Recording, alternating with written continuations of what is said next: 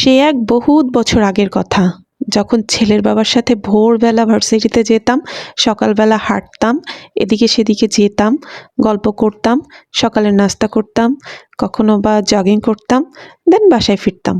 তো আজকে হঠাৎ মনে হলো যেহেতু ওর বাবা খুলনায় আছে আর আয়ানেরও পরীক্ষা আছে সকাল সকাল, তো ভাবলাম কেন না আমরা আবার সেই পুরোনো দিনে ফিরে যাই। যার কারণে ছেলের বাবাকে সকাল সকাল উঠিয়েছি আমাদের সাথে, আমরা দুজন স্কুলে যাওয়ার জন্য রেডি হয়েছি, ওকেও রেডি করেছি, বলেছি চলো আমরা আজকে একসাথে টাইম স্পেন্ড করব।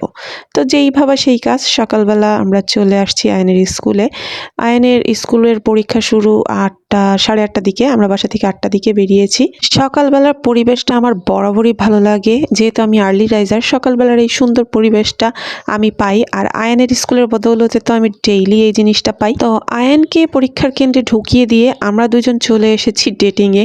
হাঁটতেছিলাম রাস্তা দিয়ে, আর এটা হচ্ছে ইকবালনগর স্কুল, আমার স্কুল, আমি এই স্কুলে পড়েছি এবং আয়নের বাবাও ছোটোবেলায় স্কুলে পড়েছে, মানে ক্লাস 5 পর্যন্ত। আর আমি 6 থেকে ম্যাট্রিক পরীক্ষা দিয়েছি এই স্কুল থেকে, এটা এখন সরকারি স্কুল হয়ে গেছে। আয়নের বাবার কথা বলতে যে হাসলাম কেন, কারণ এটা একটা গার্লস স্কুল আর ও এখানে ক্লাস 5 পর্যন্ত পড়েছে, এরপরে আর ছেলেদের অ্যালাউ ছিল না। যাই হোক, অজস্র অজস্র স্মৃতি জড়িয়ে আছে এই এলাকায়, এই স্কুলে, এই স্কুলের সামনে দোকানগুলোতে প্রচুর প্রচুর মেমোরিজ আছে। তো সেগুলোই রোমন্থন করছিলাম দুজনে মিলে আর হাঁটছিলাম। তো হাঁটতে হাঁটতে আয়নের বাবাদের পুরনো এলাকায় চলে আসছি। আর এই জায়গাটায় একটা বাড়ি ছিল যেটা কিনা এখন নেই, ভেঙেই ফেলছে, এখানে ওরা ভাড়া থাকতো। তো সেইটাই আমাদের বলছিল এখানকার স্মৃতি। আর এখানে এখন পুরো গাছগাছালি দিয়ে ভরে গেছে। আর এই এলাকায় আসার পরে কত শত যে বিড়াল দেখেছি, আর দেখে মনে হলো সবগুলো বিড়ালই পোষা।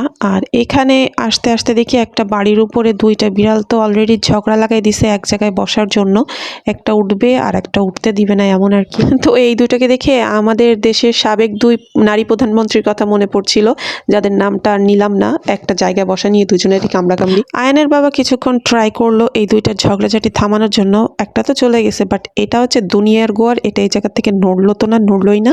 তো ওদের ঝগড়াঝাটি দেখে আমরা একটু সামনে এগোবো, ওমা সামনে দেখি ওই যে আর একজন আসছে। তো এটা দেখে আয়নের বাবার তার বুড়োর কথা মনে পড়ছিল, কারণ ওর যে পোষা বিড়ালগুলো হয় তো সেগুলোর নাম থাকে বুড়ো। তো সেটার মতো চেহারা, আর মাশাল্লাহ গাবলু গুবলু একটা বাচ্চা, বাচ্চা না বুড়ো, যাই হোক, ও এটাকে দেখে একটু ডাক দিল, ডাক দেওয়ার সাথে সাথে ও কাছে চলে আসছে। আর আয়নের বাবা কোলে নিতেই চুপচাপ ছিল, ও বুঝতেছিল ওর ছবি তুলছিলাম, ভিডিও করছিলাম।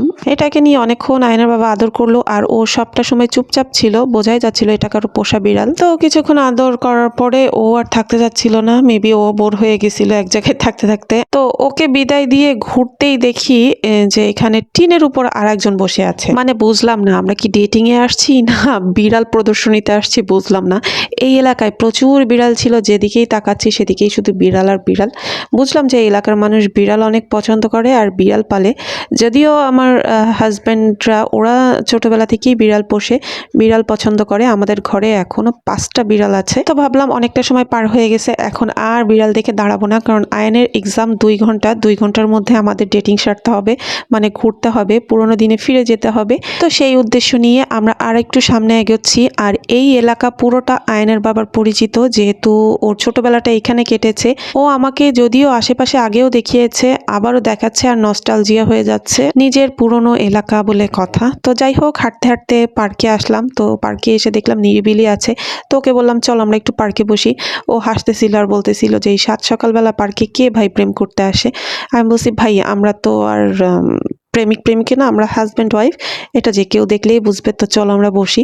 তো সেই উদ্দেশ্যে নিয়ে পার্কের একটা কোনায় একটা বেঞ্চে দুজনে মিলে বসছি, আর আশেপাশে দেখছি প্রচুর মানুষ আসছে মর্নিং ওয়াক করতে। তো আয়নের বাবাকেও আমি বুদ্ধি দিলাম, তোমারও যেহেতু ভুঁড়িটা বেড়ে গেছে, তুমিও একটু মর্নিং ওয়াক করে আসতে পারো। তো যাই হোক, এখানে বসে বসেও আমরা স্মৃতিচারণ করছিলাম। যখন ভার্সিটিতে ছিলাম, আমাদের ম্যাক্সিমাম টাইম ভার্সিটিতেই কেটেছে, মাঝে মধ্যে আমরা এখানে এখানে একটু বসতাম, তাও পড়াশোনা বা কোনো দরকারে। সকালবেলার রোদের উকিঝুঁকি, পাখির কিচিরমিচির, তার সাথে শান্ত একটা পরিবেশ, আর পাশে পছন্দের মানুষ, প্রিয় মানুষ, এটা আসলে অনেক মজার, অনেক ভালো লাগার। I just Kant express my feelings. তো খেয়াল করে দেখলাম অলরেডি 1 ঘন্টা শেষ, আর 1 ঘন্টা আছে আয়ানের স্কুলের পরীক্ষা শেষ হতে।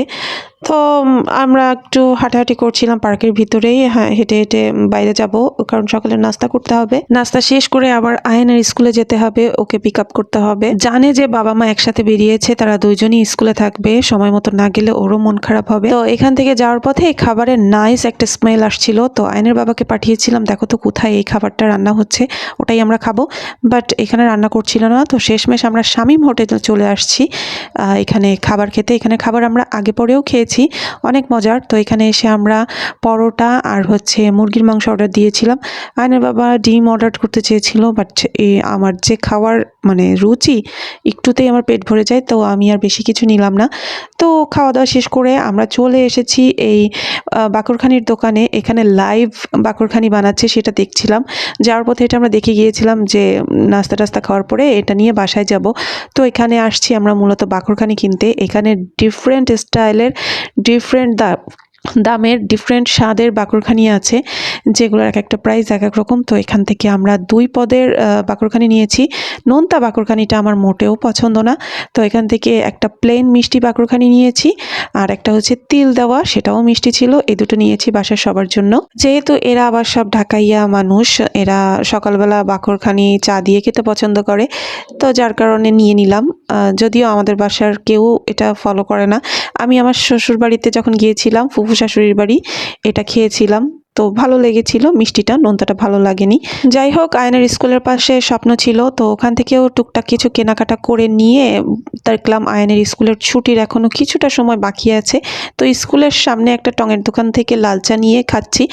এখানেই মেইনলি আমি স্কুলে বসে থাকি প্রত্যেক দিন, যখন স্কুলে আসি আয়নের জন্য এখানেই অপেক্ষা করি ফ্রেন্ডদের সাথে। তো আজকে আয়নের বাবার সাথে বসে বসে আয়নের জন্য অপেক্ষা করছি আর চা খাচ্ছি। বহুত দিন পর আয়নের বাবার সাথে এমন একটা সকাল কাটাতে পেরে আমার তো খুবই ভালো লাগছে। তো এরই মধ্যে দেখলাম আয়নের ছুটির সময় হয়ে গেছে, তো আয়নকে নিয়ে বাসায় চলে আসছি। আর আয়ন যখন শুনছে যে আমরা এত সুন্দর একটা টাইম স্পেন্ড করছি, ওরও ইচ্ছা হচ্ছিল যে এরকম একটা টাইম স্পেন্ড করবে আমাদের সঙ্গে। তো ওর সাথেও নেক্সট টাইম এরকম একটা টাইম স্পেন্ড করব।